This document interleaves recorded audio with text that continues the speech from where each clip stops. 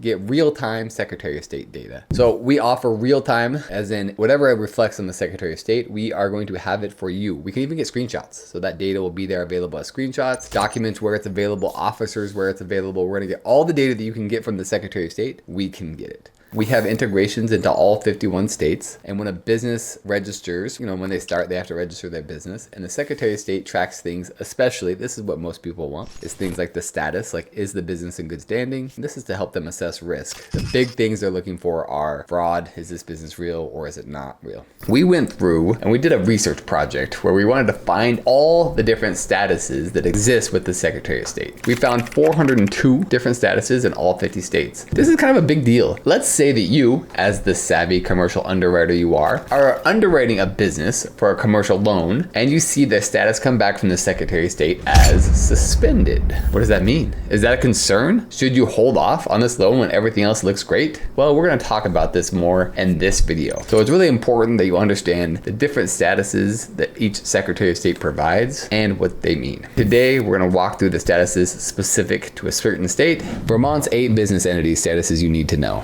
Number 1, withdrawn. This status applies to foreign entities that have voluntarily decided to cease doing business in Vermont and have officially withdrawn their registration with the state. For lenders, this status indicates that the business is no longer operating in Vermont, which may significantly impact its creditworthiness and ability to repay loans, requiring careful consideration in lending decisions and risk assessment. Now let's proceed to number 2, dissolved. This status means the business entity has been formally dissolved, either voluntarily by the entity's owners or involuntarily by the state due to non-compliance with legal obligations. A dissolved entity is no longer authorized to conduct business. Lenders should be extremely cautious when considering loans to dissolved entities, as they have ceased operations and likely have limited assets or income streams, posing a high risk for default. Number 3, inactive. An inactive status indicates that the business entity is not currently in good standing and is not active. This could be due to various reasons, such as failure to meet state compliance requirements, but it has not been formally dissolved or terminated. Lenders should view inactive businesses as high-risk borrowers, as their non-compliance may indicate financial difficulties or operational instability, potentially affecting their ability to repay loans.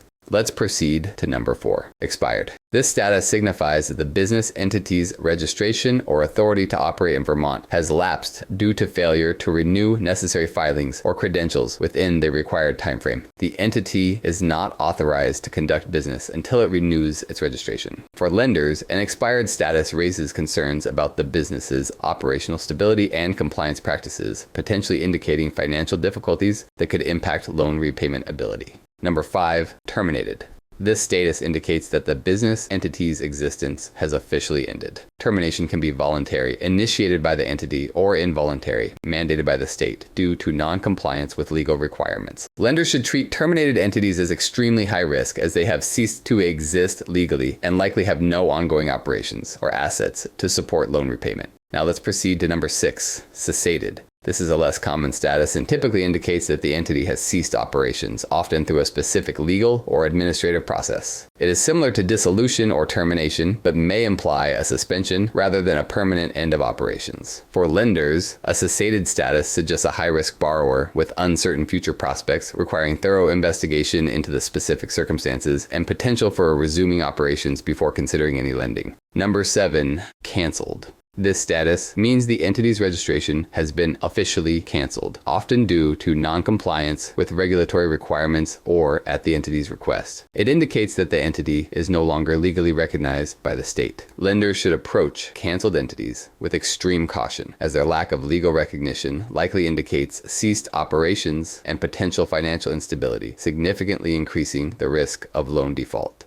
Number 8, active. This status indicates that the business entity is currently in good standing and has met all necessary legal requirements, including filing reports and paying fees. It is authorized to conduct business in Vermont. For lenders, an active status generally suggests a lower risk borrower with ongoing operations and compliance with state regulations, though further financial due diligence is still necessary for a comprehensive risk assessment. All right, let's look at an example if we wanted to do something like this and kind of how Cobalt Intelligence can help you with this. This right here is an example using this API. Now, Cobalt Intelligence is an API first, where the idea is that you can get all this data via API and get it integrated right into your system. Let's say you search for this business 109 Franklin RC in California. So we're gonna hit send, and this is what we get back. Now, the status is suspended FTB, and this right here, specifically for California, is the franchise tax board, which means it's delinquent with its taxes in California. Not enough to be terminated, but enough to put it in suspension. So this is somewhat of a risk here. Now, this could be hard to go through because, like we said, there's 402 different statuses out there. So what you can do is use this normalized status where we go through and interpret these things and we mark it as inactive. And we're going to put those as two different options. It's either going to be active or it's going to be inactive. And so then you can programmatically, as you integrate this into your API and as this is processing through your software, you're going to get a feedback that says, hey, this business is active or inactive and may prompt further note. So it can kind of take it down certain paths. Now, if I was building this, I would use that as, like I said, a programmatic decision maker and put it in the, oh, this needs questioning right here. If it's inactive, I'm going to automatically put this in stipulations where someone's going to have to go and follow up further. And then you could display this string of suspended FTB, and then your underwriters could go through and check it and say, okay, this is something we need to dig further into, and this, or maybe not, or maybe we just decline the file altogether. I hope this has been helpful for you to see how these different statuses in the state can really vary and how it can be different for you and impact your business. I invite you to try the Secretary of State API. We have a free trial that it comes with, so you can go ahead and try it out. We also offer paid pilots, so you can try out a big number of searches and see really if the data is something that can be helpful for you. I'm Jordan Hansen. If this has been helpful at all, hit that like and subscribe button. We will help you out with what you're trying to do. Thank you.